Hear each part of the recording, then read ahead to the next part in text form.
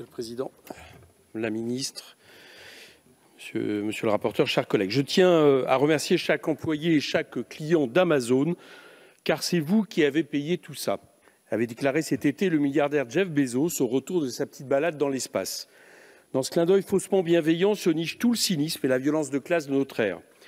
Derrière cette déclaration se dresse le constat de longues années d'accélération de la confrontation entre le capital et le travail, de longues décennies d'accaparement croissant des revenus du travail des uns au profit toujours plus astronomique des autres. En France, ce phénomène a eu la part belle ces dernières années sous le mandat du président des riches, comme je le dénonce régulièrement dans cet hémicycle. Il y a quelques jours, le dernier rapport d'Oxfam constatait carrément que les 5 premières fortunes de France ont doublé leur richesse depuis le début de la pandémie et qu'elles possèdent désormais à elles seules autant que les 40% les plus pauvres du pays. C'est une des illustrations concrètes de cette tendance nourrie à la fois par les nombreux cadeaux faits ces dernières années aux grandes entreprises, mais aussi dès le début du quinquennat, par la suppression de l'ISF et la mise en place de la flat tax, qui toutes ont permis d'accroître l'accumulation de richesses des plus fortunés. Pendant ce temps, le dernier rapport de l'Observatoire des inégalités recense plus de 2 millions de travailleurs pauvres dans notre pays.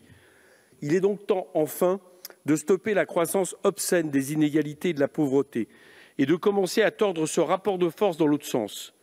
Après près de 10 ans sans augmentation significative du SMIC et en pleine envolée des prix de l'énergie, des produits de première nécessité et du logement, l'augmentation des salaires n'est pas un luxe, mais une nécessité urgente.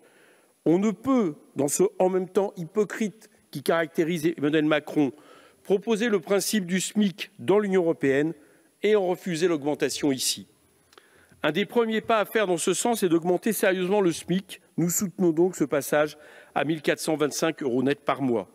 Cette augmentation devant être accompagnée aussi de l'augmentation du salaire brut, tout autant nécessaire puisque le salaire socialisé est un revenu collectivisé du travail. À cela, et dans ce même objectif d'augmentation des salaires et de réduction des inégalités, nous ajoutons donc d'autres propositions à appliquer immédiatement, comme la revalorisation du traitement des fonctionnaires qui subissent le gel du point d'indice depuis 2010 et une lourde perte en pouvoir d'achat. Dans l'immédiat, nous proposons donc de rattraper en urgence le gel du point d'indice depuis les années Sarkozy. Il faut également prendre acte des inégalités salariales entre les femmes et les hommes. La lutte contre les discriminations salariales doit être une priorité, mais qui ne suffira pas à régler ce problème. Nous devons prendre en compte le fait que beaucoup de métiers féminisés sont dévalorisés et souffrent de salaires et de conditions de travail particulièrement précaires et pénibles, avec beaucoup de temps partiel contraint. Nous avons donc besoin d'une conférence sociale pour organiser la revalorisation salariale des métiers majoritairement occupés par des femmes dans les secteurs du soin ou du lien. Ensuite, plus largement, l'ensemble des revenus issus du travail doivent être revalorisés en supprimant la réforme de l'allocation chômage, en imposant que plus une retraite ne soit inférieure au SMIC et en luttant contre les CDD et contrats précaires qui sont aussi un moyen d'abaisser les salaires. Contrairement à ce que d'aucuns ont pu laisser entendre, cette revalorisation des salaires n'est pas contradictoire avec l'augmentation des minima sociaux que nous appelons de nos vœux. Bien au contraire, ces deux points sont complémentaires. Les minima sociaux doivent être relevés pour permettre à tous et toutes de vivre dignement grâce à la solidarité nationale, en refusant le discours réactionnaire qui fantasme sur un pseudo-assistanat. Enfin, à ces diverses augmentations salariales doivent se joindre à minima quelques garde-fous des inégalités capitalistes.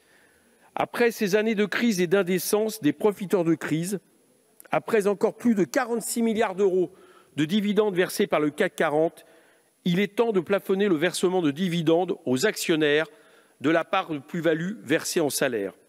Le capital coûte bien trop cher à notre pays en s'arrogeant une part toujours plus importante des richesses permises par l'augmentation de la productivité des travailleurs. Dans cette même logique, nous ne pouvons plus accepter les écarts de salaire monstrueux qui existent dans les plus grandes entreprises.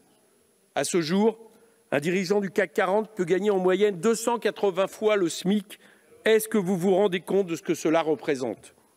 Nous proposons donc de fixer un salaire maximal autorisé pour limiter l'écart de 1 à 20 entre le salaire le plus bas et le plus haut dans une entreprise. Ces mesures, toutes plus urgentes les unes que les autres, sont dans le programme de Jean-Luc Mélenchon.